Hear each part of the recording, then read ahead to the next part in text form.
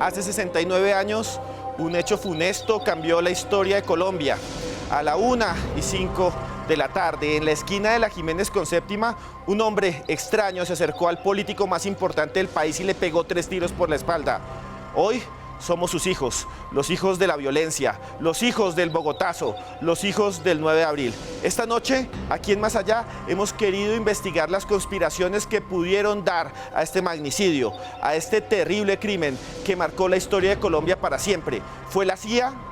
¿Fue la KGB? ¿Fue simplemente un loco que estaba enajenado por los libros de mentalismo y los nazis llamado Juan Roa Sierra? ¿O fue un crimen de Estado que quería eliminar al único hombre que podía enfrentar las oligarquías en este país? Esta noche en Más Allá, los misterios del 9 de abril.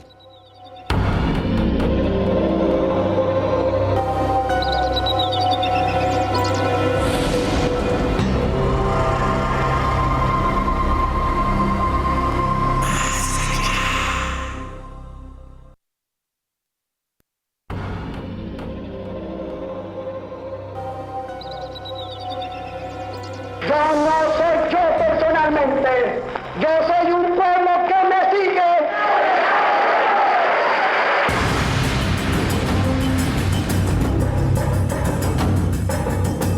Se dice que existen momentos que cambian por completo al mundo, instantes que transforman y marcan la vida de millones, alterando el destino de naciones enteras. Momentos como los acontecidos el 9 de abril de 1948, cuando uno de los líderes más importantes de la historia del país fue asesinado en el corazón de la capital de la República. 9 de abril de 1948, a nuestra fecha 14:15 fue asesinado por un policía conservador, el doctor Jorge Eliezer Gaitán. Jorge Eliezer Gaitán se desangraba mientras el miedo y la rabia se extendían por ciudades, pueblos y veredas. Una marejada de sangre se apoderó del país. La turba intentaba tomarse el poder, pero fracasa. Liberales y conservadores se enfrentan a machete y carabina. Colombia se sumerge en una guerra civil no declarada, la violencia. Sin embargo, después de casi 6 décadas, los responsables del crimen que detonó la chispa que incendió al terrorismo, las guerrillas y las masacres de campesinos, se mantienen todavía impunes. ¿Fueron la CIA, la KGB, los nazis o el gobierno los responsables del crimen? ¿Es posible que la historia de Colombia haya sido alterada por una conspiración de alto nivel? Una conspiración que destrozó la vida de millones, afectándolo directamente a usted y a sus seres queridos.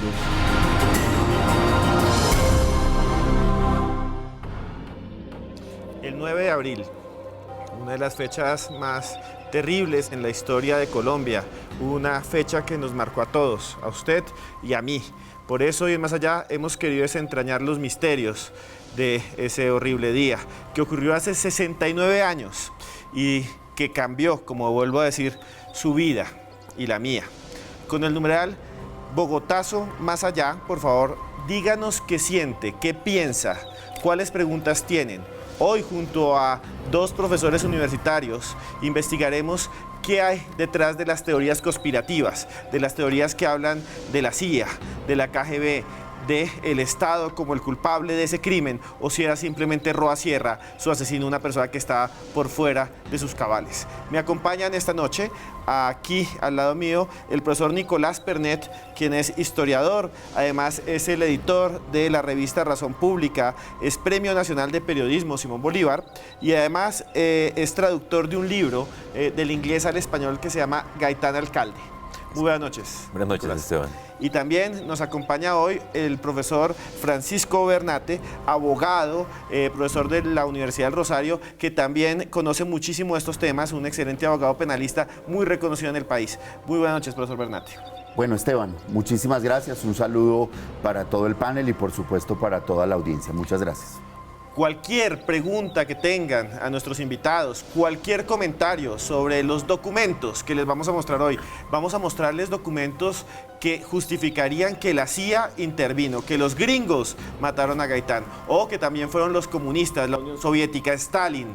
Hoy lo vamos a ver, pero quiero que ustedes me comentan qué piensan. ¿Es verdad o no es verdad ¿Quién cree usted que mató a Gaitán? Antes de comenzar, quisiera también decirles a todos ustedes que les doy el agradecimiento a unos tuiteros que desde temprano están: Néstor Red, John Felipe Lunatic, Edgar Cuchilla, Ceci, Víctor Triana. Bueno, comencemos. ¿Qué tanto marcó a Colombia el 9 de abril de 1948, profesor Pernet? Yo pienso que es un día que evidentemente cambió el país para mal, desafortunadamente. Fue un punto de inflexión en el que un proceso democrático, político, que hubiera podido llevar al país hacia no sabemos qué rumbo, pero por lo menos no hubiera sido el rumbo que tomó después con la violencia, con el crecimiento de la violencia política, con la entrada en juego de la dictadura de Rojas Pinilla, del Frente Nacional. Nada de eso hubiera pasado realmente como pasó si es diferente el destino del país el 9 de abril. Entonces, cuando se dice que es un día que cambió la historia del país, no se está exagerando. Cuando se dice que el país no sería el mismo de hoy si eso no hubiera pasado, no se está exagerando, así que es un día fundamental. Sí, señor. Y, profesor Bernate, cuéntenos, ¿qué se perdió ese día? ¿Quién era Gaitán? ¿Por qué fue tan importante? ¿Por qué su muerte dolió tanto y cambió la historia? Lo primero es que se perdió un líder político que quizá como ninguno otro conectaba con el pueblo, con sus electores. Lo segundo es que se perdió, sin lugar a dudas, quién iba a ser el próximo presidente de Colombia. Se perdió a uno de los más brillantes abogados que ha tenido Colombia, pero yo creo que también se perdió un proyecto de país, la posibilidad de acercar a los dirigentes a las verdaderas necesidades de los colombianos, la posibilidad de acercar a todos los colombianos a sus dirigentes. Y bueno, una de las teorías más conocidas y la que más dice mucha gente es que fueron los Estados Unidos, su servicio de inteligencia, la CIA, la que orquestó este crimen. Ese crimen que se denominó por algunos la Operación Pantomima. Así la denominaban algunos espías cubanos que investigaron a los estadounidenses y sus acciones en América. Les hemos preparado una nota que contiene los elementos documentales que supuestamente probarían que esta operación Pantomima sucedió. Obsérvenla a continuación.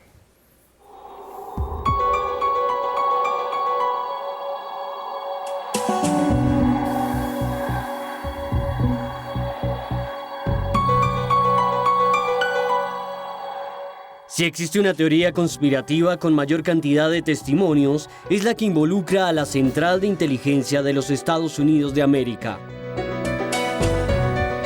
En 1960, un grupo de soldados que patrullaba las montañas de Escambray en la provincia de Sancti Spiritus de Cuba, capturó a un agente de la CIA que tenía la misión de desestabilizar al régimen de Fidel Castro. De inmediato, el hombre confesó haber estado involucrado en el asesinato de Gaitán, presentándose como John Maples Espíritu. Maples Espíritu aseguró haber sido enviado desde el centro de Houston de la CIA para trabajar dentro de un grupo de espionaje llamado Centro 4 y hacer labores de espionaje principalmente en la Universidad Nacional en Bogotá, en donde se habría hecho pasar como un estudiante italiano llamado Giorgio Rico. Al darse cuenta de la popularidad de Gaitán y de que era proclive a las ideas comunistas, Thomas Elliot, el líder del grupo de espionaje, intentó chantajearlo ofreciendo una cátedra en Italia, apartamentos en Europa y tierras en los llanos, a cambio de que renunciase a su carrera política. Sin embargo, Gaitán rechazó la oferta y se enfrentó a los agentes que decidieron asesinarlo utilizando a un joven con quien habían trabajado anteriormente como informante. Su nombre, Juan Roa Sierra.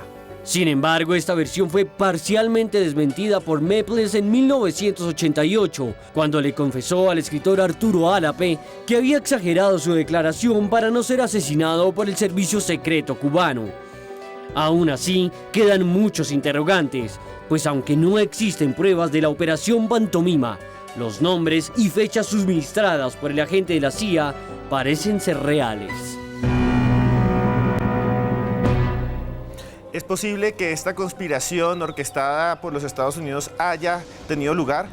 ¿Existió la Operación Pantomima? ¿Qué piensa usted, profesor Bernate? Yo pienso que no. Yo creo que el asesinato de Gaitán, este acto vil, no es otra cosa que producto de un ser humano esquizoide, de un ser humano con un profundo resentimiento como Juan Roa Sierra, que pensaba que era el llamado a superar a Jorge Eliezer Gaitán, solo que no tenía los recursos para estudiar. Y como Jorge Eliezer Gaitán simplemente no lo atendió, pues se formó toda una idea en su cabeza y le cegó su vida. Yo creo que esta es una obra exclusiva de un demente y hasta ahí. Muy bien. Profesor Pernet, ¿qué piensa usted de esta teoría de la operación Pantomima, donde un antiguo agente de la CIA dice que él efectivamente actuó así? ¿Usted está de acuerdo con el profesor Bernate? ¿Usted cree que tal vez sí hubo una conspiración dirigida por los Estados Unidos? Yo no descartaría la presencia de Estados Unidos y de la CIA en la política de Colombia en los años 40. No sé si llegó hasta la muerte de Gaitán, pero sin duda la CIA y Estados Unidos tenían muchos intereses en toda América Latina. Se han documentado las operaciones que hizo en los países donde había presencia de la United Fruit Company, sobre todo la empresa bananera. Sabemos que Gaitán se opuso con mucha fuerza a la United, que su carrera política empezó con el debate de las bananeras, y sabemos también que la CIA intervino en países donde los gobiernos que no eran afines a sus intereses económicos muchas veces eran derrocados, caían, no llegaban a la presidencia. Yo no descartaría que la CIA y Estados Unidos ha jugado un papel importante en la política del país en los años 40, sin llegar a afirmar que está detrás de la muerte de Gaitán, obviamente. Bueno, yo aquí tengo una prueba documental que les mostraré en el siguiente bloque de que sí existía la presencia de la Central de Inteligencia como aquí en Bogotá. Pero hay una cosa, señor profesores, imagínese que este agente llega y dice, sí, yo estuve allá, yo colaboré con el asesinato de Gaitán, y después en los 80, cuando a un escritor colombiano que se llama Arturo Alape y le dice, hombre, cuéntenos si es verdad, él dice, yo exageré. Y ese exageré nos deja como entre comillas, porque uno exagera algo que se hizo. Uno exagera algo, es como si uno se roba un queso y después aparentemente llega y dice, no, yo me lo robé y me robé 5 quesos, además apuñalé el refrigerador y me oriné encima de todo lo que había adentro, pero en el fondo sí se había robado un queso. ¿Me hago entender? Él se exagera así. Bien, nos vamos a comerciales, ya volvemos con la teoría de la KGB. No se pierdan y les voy a mostrar un documento increíble desclasificado este año. Ya volvemos.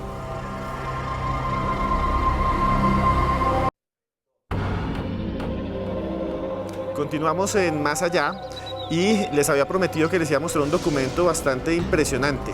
En el año 2017, a comienzos, en febrero, se desclasificaron 12 millones de documentos de la CIA por orden del presidente anterior de los Estados Unidos, Barack Obama. Entre esos documentos hay unos alusivos a Jorge Eliezer Gaitán y el Bogotazo. Aquí tengo una copia de esos documentos. En ella, que ustedes ven ahí, que dice consérvase o destrúyase, en ese se hace un análisis de prensa, pero hay una cosa muy interesante, se habla de que hay una conspiración del misterio y se menciona que hay agentes de Moscú. Y el documento asegura que es cierto que había agentes de la KGB en ese momento en Bogotá. Ahora, una cosa que también puede sacar uno del documento es que lo tiene también o lo reseña un agente de la CIA. O sea que teníamos agentes en 1948, tanto de la CIA como de la KGB en Colombia. También hay una teoría que fueron los comunistas, la KGB, por orden de Stalin y un ministro soviético los que mataron a Gaitán. Para eso hemos preparado la siguiente nota. Obsérvenla con atención y díganos qué piensa con el numeral Bogotazo Más Allá.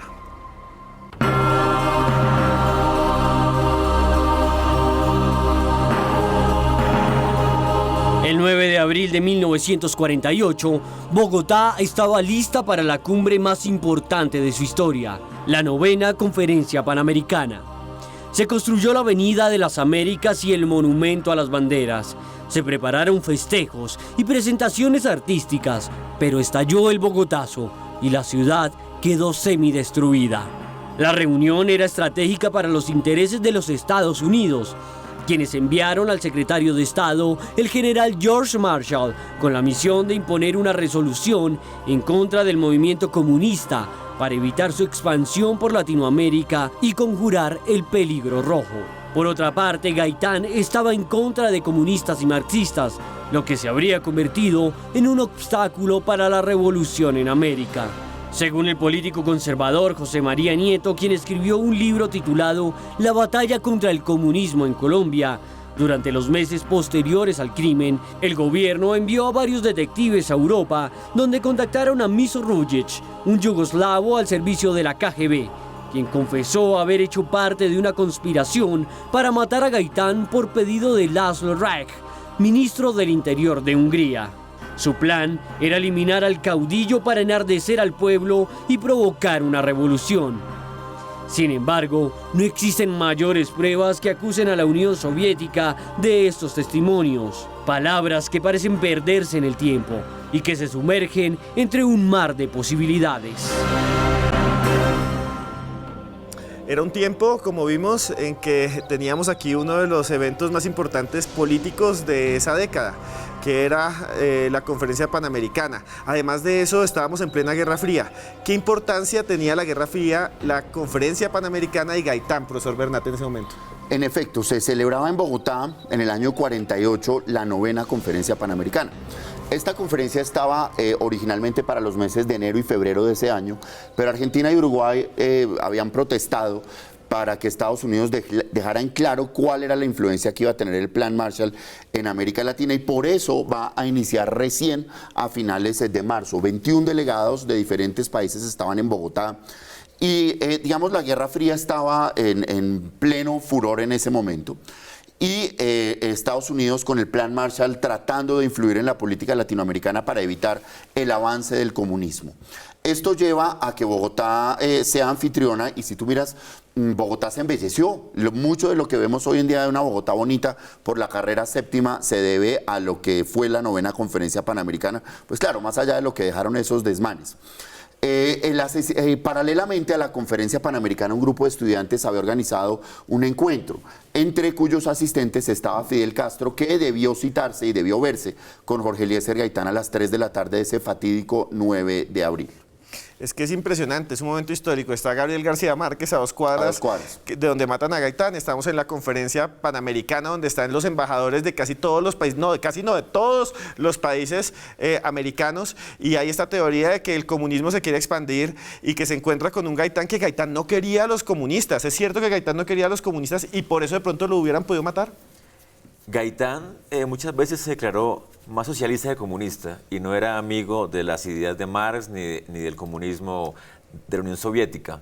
Y es cierto que Gaitán además le quitó mucho público al comunismo. Digamos que el Partido Comunista sabía que su sector más popular se podía ir por el lado de Gaitán, y eso crea muchas envidias, muchos celos, muchas posibilidades de no llevarse bien con Gaitán.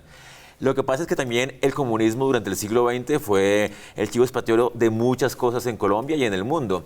El mismo día de la muerte de Gaitán o al día siguiente, ya el presidente de Colombia estaba anunciando que había detenidos del comunismo que estaban acusados de estar en la muerte de Gaitán. Nunca se llevó a juicio a esa gente, nunca se supo sus nombres, y por mucho tiempo pareció más bien como una especie de estrategia de búsqueda de culpables dentro del comunismo que realmente un hallazgo de la investigación como tal. Profesor Bernat, ¿usted cree que la KGB pudo haber estado en el 9 de abril, no de pronto instigando, pero que sí estaba por allí? ¿Había agentes de la KGB en Colombia? Sin lugar a dudas, la Conferencia Panamericana era un evento muy importante, y eso puede explicar que no solo agentes de la KGB o de la CIA estuviesen en Bogotá, pero de ahí a que tengan que ver algo con el magnicidio de Jorge Eliezer Gaitán, insisto, yo creo que es la obra de un hombre de mente exclusivamente. Ahora, el que se celebrara la Conferencia Panamericana en Bogotá y simultáneamente ocurrieran estos desmanes y este desastre que fue el Bogotazo, le dio un renombre internacional a lo que aquí pasó. Tal vez esta es el primer gran seguimiento noticioso que se hace a un evento en Colombia en la historia de la televisión. Este fue un hecho que se visibilizó en todo el planeta. Y profesor Bernat, cuéntenos, ¿cuánto tiempo duró ese levantamiento y más o menos en controlarse aquí en Bogotá? ¿Cuánto duraron las tropas? ¿Qué sucedió en ese momento? Digamos que la muerte de Gaitán se produce a la 1:30 de la tarde, y lo fuerte de la sublevación popular se va a dar más o menos hasta las 6 de la tarde. Ellos arrastran el cadáver de Roa Sierra, el asesino, hasta donde hoy en día queda la plaza de Nariño. y realmente la Plaza de Bolívar, y no supieron qué hacer con eso. Realmente fue una sublevación que inició como un movimiento político, como una protesta contra el magnicidio de Jorge Eliezer Gaitán, pero que pronto da paso a saqueos, a destrucción, a una embriaguez colectiva. Hay unos audios que nuestros televidentes pueden ver en internet donde se muestra que no había un líder que capitalizara ese movimiento y ese clamor popular por lo que estaba sucediendo. Entonces simplemente terminan en una embriaguez colectiva y la realidad es que Bogotá al otro día ya comienza a arrancar su ritmo. Yo creo que hacia la medianoche del 9 de abril ya la situación era otra cosa. Profesor Pernet, usted que ha estudiado la vida de Gaitán en Bogotá como alcalde, ¿sí era posible que hubiera un plan para matarlo, diseñado para entorpecer esa conferencia panamericana donde nació la OEA y que además de alguna manera iba a dar la luz o la línea para que todos los países de América Latina diseñaran sus próximas décadas políticamente? Bueno, esa es la teoría que acusa a los comunistas de crear todo el homicidio justamente para crear todo este caos que llevara a entorpecer a la cumbre panamericana. También debo decir que el argumento de que la CIA estuvo detrás del asesinato pierde fuerza cuando se piensa que se hizo durante la conferencia, que realmente era bastante absurdo que con todos los invitados de Estados Unidos, con Marshall, con todo esto, la CIA planeara que fuera durante esa época el ataque. El hecho es que pasó durante ese momento y yo quería decir algo sobre, no solamente cambió la historia de Bogotá y de Colombia, sino también, por ejemplo, de Cuba, porque Fidel Castro estaba parte de la multitud y él se dio cuenta de los peligros de una multitud que estaba perdida, que se iba a tomar, a robar, a hacer todo tipo de actos vandálicos, y él mismo ha dicho que esa experiencia del Bogotazo le sirvió mucho para él mismo aprender sus dinámicas de la revolución. Y también por su presencia en Bogotá, más adelante va a ser parte del complot comunista, aunque tenía 20 años y estaba como parte de un grupo de estudiantes, no era realmente un actor político tan fuerte en ese momento. Bueno, seguimos aquí con estas teorías de conspiración. Un saludo rapidísimo a Isabela Torrenegra, también están por aquí Néstor Ret, un saludo a ellos, sigan tuiteando por favor con el numeral Bogotazo más allá. Pero bueno, para ir más allá del Bogotazo yo les quiero comentar dos cosas. Primero, se dio en Bogotá, pero en todo el país hubo incluso levantamientos, hubo levantamientos en Los Llanos, hubo levantamientos en Barrancabermeja, hubo levantamientos en todos los lugares de Colombia. Realmente fue un momento de gran efervescencia política. ¿Fueron los comunistas o fue la CIA? El mundo cambió y fue otro mundo político. ¿Qué cambió ese día, profesor Bernate? Esa Colombia antes y esa Colombia después. ¿Qué fue lo que sucedió a partir de ese momento? La Colombia que recibió a Jorge Eliezer Gaitán fue una Colombia que volvió a creer en la política, que votó masivamente por Jorge Eliezer Gaitán y que iba a ungirlo como presidente en el año 1950. Después de esto viene la presidencia de Laureano Gómez con su exilio y la consecuente dictadura del general Rojas Pinilla y el Frente Nacional. Y el Frente Nacional en Colombia marca la apatía de la ciudadanía hacia la política y eso demuestra la escasa participación ciudadana en las elecciones, la pérdida de la confianza en la política y se perdió mucha de la altura y del debate tan elevado que tenía el Parlamento cuando estaban Jorge Eliezer Gaitán, cuando estaba Laureano Gómez, cuando estaba Gabriel Turbay, un debate arduo, elegante, de ideas. Y yo creo que Colombia perdió mucho el interés en la política, asesinado Jorge Eliezer Gaitán y tanta teoría que conecta al gobierno liberal o conservador, porque si bien es cierto, se ha hablado mucho de la responsabilidad del gobierno conservador, también hay quienes dicen que fue el gobierno liberal.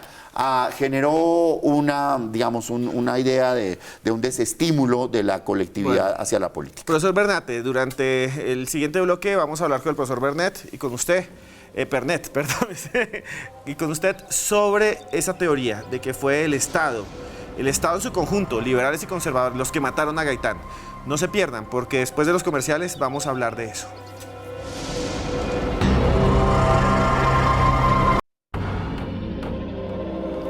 Continuamos en Más Allá y hay muchos tuiteros, somos tendencia en Colombia, además dicen que yo estoy muy peinado, sí, gracias a los que me peinan acá, qué bueno, creo que me gasté un tarro de laca gigantesco. Bueno, pero Joana Arenas, que está aquí, nos va a contar qué es lo que ustedes dicen con el numeral Bogotazo más allá.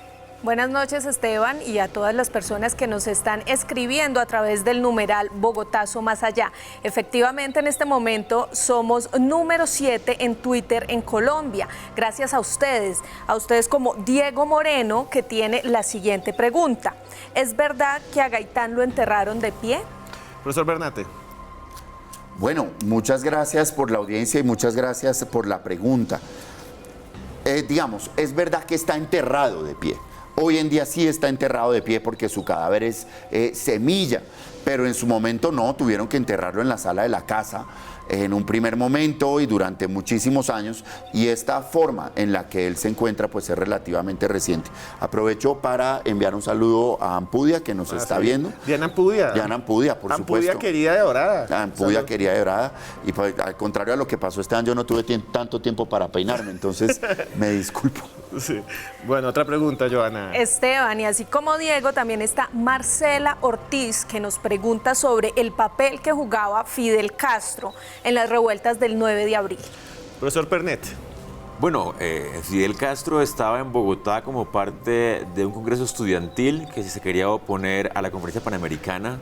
En ese momento no era el gran líder de la revolución que luego va a ser, era un líder estudiantil interesado, era admirador de Gaitán, por eso quería verse con él. El día de la muerte de Gaitán estaba pensada una reunión entre ellos dos, y cuando Gaitán muere en la séptima con la Jiménez, Castro se va a la policía de la Perseverancia, muy cerca de acá, la carrera quinta, justamente, 2 cuadras de acá, para ser parte del proceso de la revolución. Él se da cuenta que el estallido es un momento muy oportuno para que el pueblo lleve a un cambio de gobierno, pero no creo que estuviera detrás de planear la muerte de Gaitán para llevar a ese tipo de cambio. Efectivamente, y dicen que está en el billete de 1.000 pesos, pero realmente el dibujante, el ilustrador, dice que eso no es cierto. Pero uno le ve la cara y es la misma jeta. ¿Qué más están diciendo hasta ahora? Por aquí está David Hincapié, que nos hace el siguiente comentario. Gracias por regalarnos este programa, por no ser ajenos a la historia del país. Y como él también está Adriano Campo, que nos está preguntando si se puede calcular cuántos muertos hubo en las revueltas de la muerte de Gaitán. Profesor Bernati y profesor Pernet, para los dos. ¿Se puede calcular cuántos muertos hubo en el Bogotazo? La cifra oficial está en 3.000 muertos. La cifra, estoy hablando solo de Bogotá, ¿no? La cifra extraoficial habla de 5.000 muertos en Bogotá. El cálculo sobre el número de muertos en el país no se ha hecho y nos toca ser, digamos, rigurosos en esto. Estamos hablando de los muertos entre el 9 de abril y los días que siguieron, porque alguien podría decir que las miles de víctimas de la violencia colombiana a partir de esa fecha derivarían de ahí, pero yo creo que no son dos fenómenos que deban conectarse. Por eso la cifra que yo daría son 5.000. Profesor Pernet. Yo he leído también esas cifras, me parece que pueden ser ciertas, pero cuando uno piensa que Bogotá era una ciudad de 500.000 habitantes, 600.000 habitantes, se da cuenta que en 2-3 días murió un 1% de la población. Es muchísimo. Lo cual es un montón de gente. Un montón. Ahora somos 7 millones, es como murieran 70.000. Es una cosa impresionante.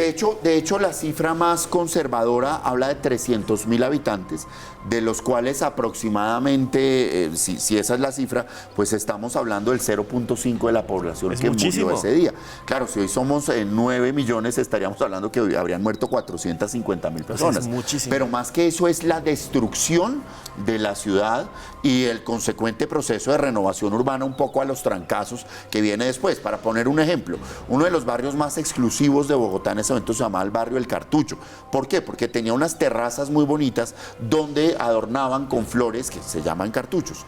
A raíz del 9 de abril y los saqueos y todo esto, esas familias que eran muy acomodadas prefirieron salir hacia barrios como Teusaquillo y como Chapinero, y viene el declive del barrio El Cartucho. Entonces, que ya sabemos cuál es su triste final. Entonces, como podemos ver, esto es algo que influye en nuestras vidas. El campeonato del fútbol colombiano es una forma en la que se busca que la gente se ocupe en algo y para tratar de atajar esas revueltas. Si miramos, el campeonato profesional en Colombia arrancó meses después, de manera muy apresurada, tras la muerte de Jorge Eliezer Gaitán. O sea que gracias, o terriblemente, después de la muerte de Gaitán, por eso es que hay Liga Profesional de Fútbol en Colombia. Así que si está Fortaleza contra Equidad y contra Jaguares es por la muerte de Gaitán. Sí. Bueno, Joana. Por último, Esteban, un gran saludo para Jorge Delgadillo, que nos hace el siguiente comentario. Un gran líder, movía al pueblo y entendía al pueblo. Y por último, la pregunta de Tiago Azaín. ¿Qué tanto se avanzó en esclarecer este asesinato en Colombia hasta estos días? A los dos, pero primero, profesor Bernet, ¿qué tanto se ha avanzado para esclarecer el crimen? Bueno, el crimen tuvo un proceso judicial que se llevó a cabo, tuvo varios jueces, varios abogados, creo que se cerró en los años 70, 78 más o menos, 20 años después, 30 años después. Y se cerró con la conclusión de que había sido la obra de Juan Roa-Sierra de modo individual. Como ya te dije, el gobierno dijo que tenía gente comunista ya en la cárcel, luego hubo muchas teorías, pero al final lo que los testimonios dieron para probar de modo judicial, digámoslo así, fue que fue obra de Juan Roa-Sierra. Profesor Bernate, el proceso judicial, ¿cuánto duró? ¿Qué con eso? En el proceso judicial hay que decir lo siguiente. Primero, para el año 1951, desde el punto de vista científico, con el apoyo de Scotland Yard, ya se había esclarecido que el autor material de la muerte era Juan Roa-Sierra. Y dado que él había fallecido, pues en 1951 se profiere lo que se llamaba el sobreseimiento de la causa, es decir, se acabó el proceso. No se dieron cuenta que para poder dictar ese auto se necesitaba la firma del procurador, por lo que años después lo reabrieron. Esta reapertura del proceso va hasta el año 71, que es cuando se cierra nuevamente, cuando se reabre y van y vienen, hasta que en 1976 varios de los más importantes juristas colombianos, como Pantaleón Jiménez, como Dídimo Páez Velandia, que después estuvieron algunos en la Corte Suprema, ya decidieron que el único autor material era Juan Roa-Sierra y que se había producido su deceso, por ende no había investigación. Hay que decirlo, Colombia puso lo mejor que tenía en su momento Luis Carlos Pérez, tal vez el penalista colombiano más importante, profesor, fue quien llevó la representación de la familia Bernate, Gaitán. Y aparte de esto también existía, pues, o existe la idea de que fue el gobierno el que lo mató. Y para eso hemos preparado esta nota que recoge la mayoría de las teorías y los documentos que hablan de esto, del Estado matando al caudillo, del Estado matando a Jorge Eliezer Gaitán.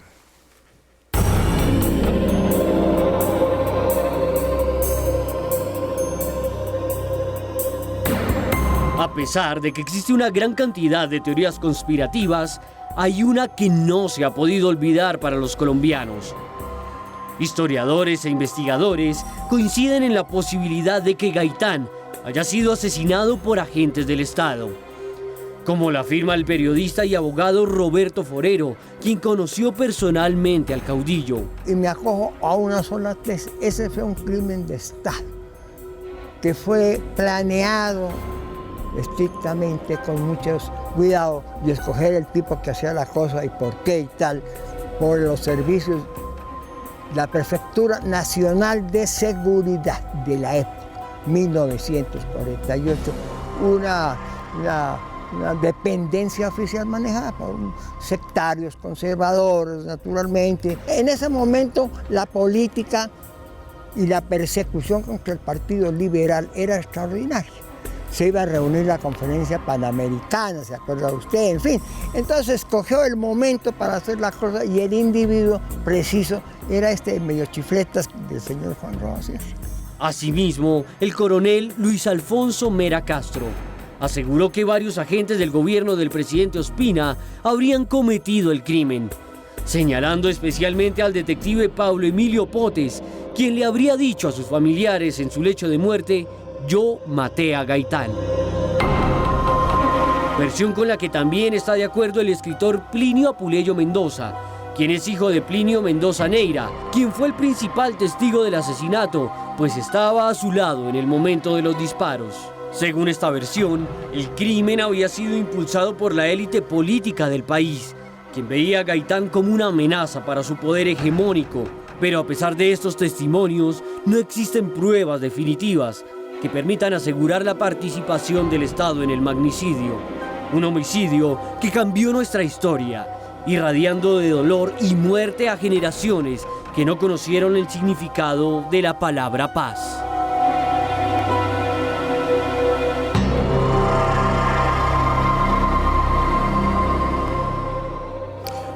Estado el que mató al final a Gaitán porque le daba miedo que transformara las estructuras tradicionales de lo que él llamaba oligarquía? ¿Es posible que elementos sectarios, conservadores, como dice el abogado Forero, que conoció a Gaitán, que ustedes escucharon hace poco, es posible que eso haya pasado? ¿Usted qué cree? ¿Históricamente es probable que haya habido una conjura dentro del Estado para matar a Gaitán? Sí lo es. Yo creo que Juan Roa Sierra no actuó de un modo totalmente individual, autónomo. Tuvo que haber, porque había demasiados intereses en juego. Es una muerte que benefició mucho a muchos sectores políticos, tanto del Partido Conservador como del Partido Liberal. Entonces, Gaitán fue una figura que llegó realmente a romper la división partidista para poner la división entre la oligarquía y el pueblo. Y eso quedó muy mal dentro de sectores con poder del Partido Conservador y del Partido Liberal. No quiere decir que desde el Estado mismo del gobierno hubiera la conjura para matarlo, pero sin duda los más beneficiados por la muerte de Gaitán, quien se benefició con esa muerte, fueron los sectores de la oligarquía, tanto conservadora como liberal, y es posible que estuvieran detrás de la conjura para su muerte. Bueno, así como yo les pregunto a los profesores, también les pregunto a ustedes que están allá al otro lado del televisor. Por favor, comuníquense con nosotros con el numeral Bogotazo Más Allá y díganos, de estas teorías, ¿en cuál creen más? ¿El Estado, la KGB, o sea, los comunistas, o también la CIA? ¿O simplemente fue la obra de un loco? Que lo vamos a hablar después de los comerciales que ven ahora. Profesor Bernate, acuérdense, Bogotazo Más Allá. Profesor Bernate, ¿algo que agregar a la teoría de que fue el Estado? Para mí es claro que fue la obra de un demente, pero acontecida la muerte de Gaitán, el Estado colombiano sin lugar a dudas tiene una responsabilidad en lo que yo llamaría un memoricidio. Es decir, todos los intentos por acabar con el legado, con la memoria de Jorge Eliezer Gaitán, hacer burla de sus expresiones, por ejemplo, que la palabra viernes cultural, que eran sus espacios de reunión, sea hoy en día vista como reuniones para tomar trago, para bailar o este tipo de cosas. Lo que sucedió con la Casa Museo de Gaitán, lo que sucedió con su hija y con su esposa, que nunca recibieron ningún tipo de ayuda estatal, lo que sucedió con el propio Estado colombiano, que jamás, salvo algún esfuerzo del Ministerio de Cultura, con la publicación de su obra científica, ha hecho nada por dimensionar la importancia de uno de los colombianos más importantes que hayamos tenido. No tenemos ni siquiera un día festivo, como podría ser el día del nacimiento de Jorge Eliezer Gaitán. Realmente yo creo que lo que ha ocurrido en Colombia es un memoricidio, pero no creo que el Estado colombiano tenga ninguna responsabilidad en este desafortunado acontecimiento. Bueno, muchas gracias, profesor Bernate. Seguimos después de comerciales. Escríbanos todo lo que puedan, que les vamos a responder si lo podemos hacer también. Aquí con el numeral Bogotazo Más Allá. Ya regresamos con la mejor parte porque les vamos a contar dónde está la tumba de Gaitán y van a ver ustedes imágenes increíbles de la casa de Gaitán. Nos vemos ahora.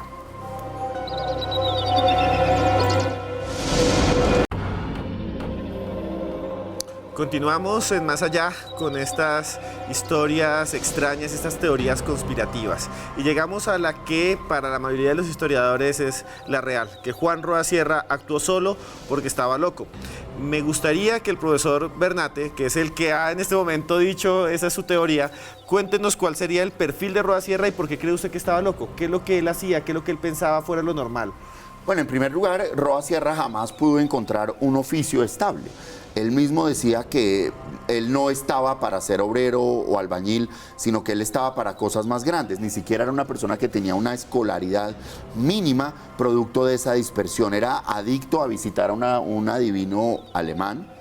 Además de eso, unos delirios de ser la reencarnación de Gonzalo Jiménez de Quesada o Francisco de Paula Santander. Y la idea de que él estaba destinado a ser un hombre muy grande, pero para eso tenía que pasar por la ayuda de Jorge Eliezer Gaitán. Y en alguna ocasión que fue a pedirle ayuda para poder estudiar, Gaitán no lo atendió y esta personalidad esquizoide paranoide, es decir, un tipo con unos complejos profundos, con un resentimiento profundo, genera un odio que lo lleva a matar a Jorge Eliezer Gaitán sin que se haya evidenciado una conexión entre él y ningún tipo de orden superior, un partido político, cualquier cosa.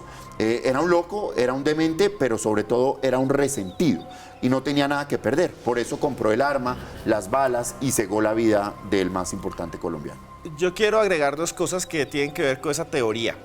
Una es que él se había inscrito dentro de los Rosacruces, que es un grupo secreto que vamos a traer aquí a Más Allá, a los miembros de los Rosacruces para que nos cuenten quiénes son.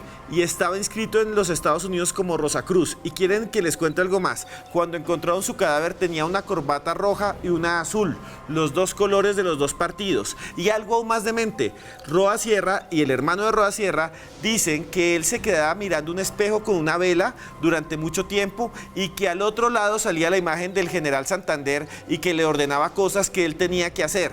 Algo también interesante es que trabajó en la embajada alemana cuando mandaban los nazis. Eran los embajadores nazis sus jefes, y además de eso tenía un montón de libros de nazismo, como él mismo dice en su declaratoria el hermano. Y mire, todos los asesinos, profesor Pernet y profesor Bernate, de estos magnicidios tienen una característica similar, que tanto el asesino de Kennedy, Oswald, como el asesino, por ejemplo, de John Lennon, Mark David Chapman, como los asesinos del general Uribe, como este señor, todos tenían y leían lo mismo, libros de mentalismo. Todos tenían en su casa libros de meditación y de yoga que decían que podían superarse y que podían desdoblarse. Roa Sierra le decía a sus hermanos que él se desdoblaba por la noche. Pero el profesor Pernet también tiene una teoría, que no estaba loco, sino que pudo haber sido manejado por alguien. No, se ha documentado mucho la vida de Juan Roa Sierra. Lo que ustedes han dicho hace parte de lo que se ha podido comprobar sobre su proceso. La vinculación o no con órdenes superiores que plantea el abogado Bernate en términos de políticos que puedan estar detrás es mucho más complejo de probar. Pero simplemente pensar en la obra de un loco nos deja nuevamente frente a este caso que es tan común en la política del siglo XX, de Uribe, a John F. Kennedy, a Martin Luther King, a Robert Kennedy, a Gaitán mismo, con una teoría que es muy cómoda para muchos sectores, que es simplemente pensar que alguien desquiciado cometió un crimen, pero ese crimen tiene implicaciones políticas que van más allá de su propia locura, que implican a muchas personas, a millones de personas, a la política de todo un país, que cambia a partir de la muerte que un loco quiere causar. Y desde ahí esa teoría histórica simplemente es muy, muy complaciente con demasiados sectores para creer tan firmemente en ella para mí. Joana Arenas allá está recibiendo todos sus Twitter con el numeral Bogotazo Más Allá. Y nos tiene ya cosas que ustedes escriben y preguntas aquí. Por ejemplo, Alejandro Rincón con el numeral Bogotazo Más Allá. Ustedes ven en pantalla. ¿Qué se sabe o qué investigaciones hubieron con los antecedentes de Roa Sierra? Profesor Bernate, ¿alguien investigó la vida de Roa Sierra? En ese momento, en Colombia, como en toda Sudamérica, la aproximación que se hacía del derecho penal era un estudio casi que científico, psicológico del ser humano, que eran las teorías de Gaitán, ¿no? El denominado positivismo jurídico. Y esa fue la perspectiva que se le imprimió a la investigación. Y por eso se logra documentar su situación patológica como un hombre esquizoide, paranoide, resentido. Eso es lo que hay sobre sus antecedentes, pues se sabe que está documentado su situación de inestabilidad, de permanente desempleo, que engañó a su mamá al hacerle creer que se iba a inscribir en un curso para aprender a conducir y ser taxista, y con esos 90 pesos compró el revólver en San Victorino, compró los proyectiles, y un poco lo que se ha documentado sobre su mentalismo, su adicción a lo esotérico y sus delirios de ser la reencarnación de Francisco de Paula Santander y Gonzalo Jiménez de Quesada. Profesor Pernet, usted que tradujo una obra que se llama Gaitán Alcalde, si no me equivoco. Alcalde del Pueblo. Alcalde del Pueblo. También hay un mito, y no sé si es un mito, y también más adelante el profesor Bernate, después vamos a ver una nota, pero me gustaría que usted nos dijera, ¿es verdad que Gaitán tenía algo de fascista? Están preguntando muchos con el numeral Bogotazo Más Allá, que Gaitán tenía algo como, había conocido a Mussolini y que era, por ejemplo, frente al pueblo un poco fascista y que por eso fue que lo terminaron sacando de la alcaldía. Gaitán estudia en Italia en el tiempo en que está gobernando Mussolini y es testigo del poder de Mussolini frente a las masas, es testigo de muchas acciones políticas del gobierno de Mussolini, que luego cuando está aquí en Bogotá y que cuando es alcalde va a imitar. Hay que entender que el fascismo como movimiento político en ese momento de los 30 todavía no era la guerra mundial, todavía no se había visto como ese gran mal que luego se va a ver, era una forma de gobierno y sobre todo era una forma de involucrar a sectores del pueblo en el gobierno. La marcha de las antorchas, que es un clásico también del fascismo, fue traído a Bogotá. Y esa idea de corporativismo también, en donde el pueblo y los sectores políticos hacen parte de un cuerpo que se integra y que gana fuerza desde ahí, sin duda fue tomado por Gaitán en cuanto a estrategia, digámoslo así, de impulso político, de entusiasmo y de fervor popular. Yo no diría que las ideas del fascismo sean tan fuertes en él, pero sí esa idea de integrar a la gente en el movimiento con tanta fuerza. Muy bien, el fascismo, que es el que engendró a Hitler y también que creó Mussolini, que también Hitler tenía marchas de antorchas. Pero antes de eso, quiero contarles que fuimos a la Casa Museo de Gaitán y allá encontramos cosas increíbles. Encontramos la tumba de Jorge Eliezer, la historia que nos contaba el profesor Bernate. Miren dónde estuvo sepultado su cuerpo durante casi 40 años, en un lugar que no era un cementerio, en la sala de su casa. Observen la siguiente nota, por favor. Y para entender mejor esta historia de conspiraciones, esta historia que marcó a generaciones de colombianos, que llenó de sangre el país, hemos llegado hasta aquí, hasta la casa de Jorge Eliezer Gaitán, una casa en la que él pasó sus últimos días, sus últimas horas, de la que salió por esta puerta un 9 de abril para nunca volver, por esta puerta por la cual usted va a ingresar al misterio.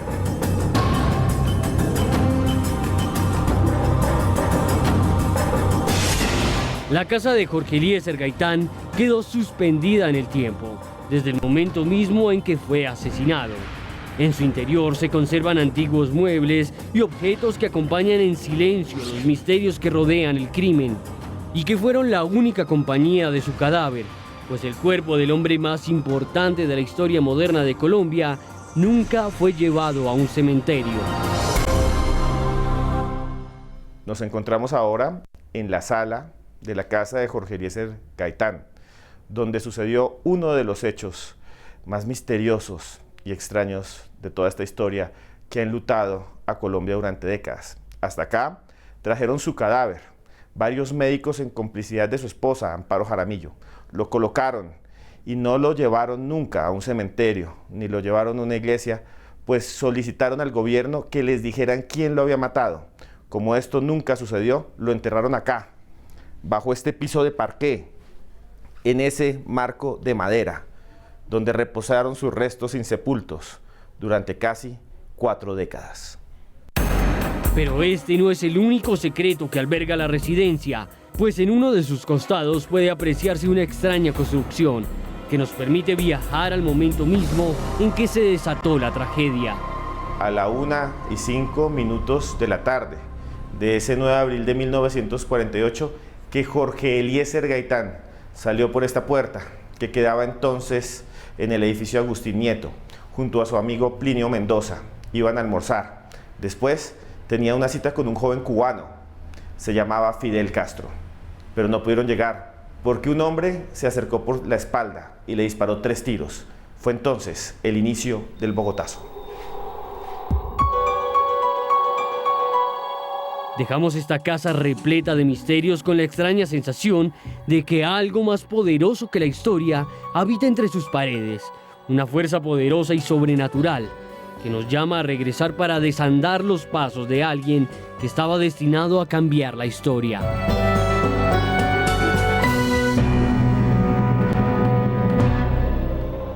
Nos quedan pocos minutos de programa y esos minutos los voy a dejar para que los profesores que están aquí conmigo se expresen, porque ya me vieron, yo salí hasta en el video, ahí sí estaba despelucado y sin gafas, más natural. Pero quiero que ustedes nos digan al final de todos estos misterios sobre Gaitán, al final de todos esos misterios que implican desde el comunismo, vean, es que es un momento histórico, está García Márquez, que ese no lo alcanzamos a hablar casi, García Márquez estaba a 2 cuadras, escuchó los disparos, está también en ese momento Fidel Castro, está en ese momento el general Marshall, que estuvo al frente de las tropas aliadas contra los nazis, y al mismo tiempo hay agentes de la CIA y de la KGB porque se va a fundar la OEA. Y todos los políticos colombianos, los liberales, se habían ido del país, habían dejado a Plinio Mendoza a acompañar a Gaitán porque ahora él era el candidato, o él iba a ser el candidato. Los demás se habían ido y los conservadores estaban con el señor Mariano Ospina Pérez, que estaba muy incómodo políticamente porque tenía un monstruo debajo político, un monstruo político que era Laureano Gómez, que también lo estaba fustigando. Es un momento histórico muy duro. Al final de todas estas cosas, de todas estas conspiraciones, ¿qué piensa usted, doctor Bernate, que puede quedarle a Colombia o qué puede quedar después de todo lo que hemos visto? Lo primero, Esteban, es la importancia de destacar a los colombianos ilustres. Jorge Eliezer Gaitán fue un colombiano absolutamente importante, de saber que nosotros estamos sentados sobre hombros de gigantes que, como él, forman parte de la historia de nuestro país. Lo segundo, un legado como abogado increíble, que rara vez se estudia en las facultades de Derecho. Un llamado a los profesores a que generemos menos memes para el mero tenedor y que hagamos más estudios de Jorge Eliezer Gaitán, más Luis Carlos Pérez, más Alfonso Reyes. Tercero, un legado para nuestros políticos, la idea de conectarse con la ciudadanía, de entender a la ciudadanía, de acercarse a la ciudadanía. Y cuarto, una importancia para que como país conmemoremos año a año la vida de este líder tan importante. Muchas gracias, profesor Bernate. Rápidamente, 20 segundos. Yo pienso que el 9 de abril es un día muy especial, no solo por ser Día de Víctimas o Día de la Muerte de Gaitán, sino que es uno de los pocos días en que Colombia piensa en su pasado, piensa en su historia, reflexiona sobre el proceso que lo llevó hasta acá. Desde ahí el 9 de abril es un día que nos sirve no solamente para pensar en Gaitán, sino en nuestra historia, como un proceso que no se detiene y que nos ha traído hasta acá. Bueno, señores, muchas gracias. Terminamos por ahora, pero en 8 días volvemos aquí a Más Allá. Vamos a hablarles de santos populares el próximo domingo. Gracias por estar aquí en esta cita con el misterio y con la historia. Gracias por hacernos tendencia. Se les quiere hasta el infinito. Gracias por hacernos tendencia. Finalmente, otra vez lo vuelvo a decir, porque fue con el numeral Bogotazo Más Allá y estoy muy contento. Hasta luego y nos vemos dentro de 8 días. Y recuerden que por más lejos que andemos, siempre habrá un más allá.